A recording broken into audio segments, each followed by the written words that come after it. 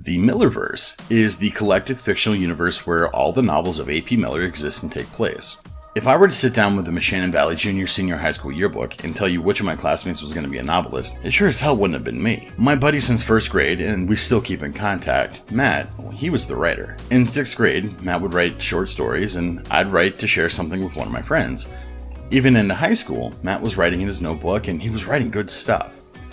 And inadvertently, Matt letting me write with him gave birth to the Millerverse. During one of my I can't wait to show my friend comp book ramblings, I took a character from a story I'd written previously and injected them into the story I was writing at the time.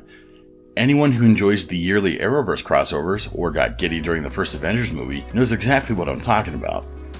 That notebook crossover sparked a concept I carried with me in the back of my mind. I knew then I wanted to create an expanded universe. While editing Days of the Phoenix, I realized I had that opportunity. As any writer will tell you, there are certain characters you just gravitate towards more than others. When I wrote Broken Promise Records, that character was Hendrix Wilson. In my infantile efforts to write that book, the first drafts were chock full of favoritism towards that character. It was almost like Hendrix was indie rock Jesus, and I was writing one of the Gospels. Acknowledging that was crucial to that story. It made me consciously develop the other characters, ultimately making the story better to read. While I was writing Days of the Phoenix, I thought I'd love the main character the most, but Simon Bellinger ended up being my darling in the tale. There was a time, during the edits, that I compared Simon to Hendrix, and I remembered that composition book and that crossover I created. I thought, wouldn't it be cool if these two were related? And then I realized, I'm the writer, and I can do whatever I want with the two. That's why I put the email exchange between the two at the beginning of Broken Promise Records Remastered. During the early drafts of A Law of Constance,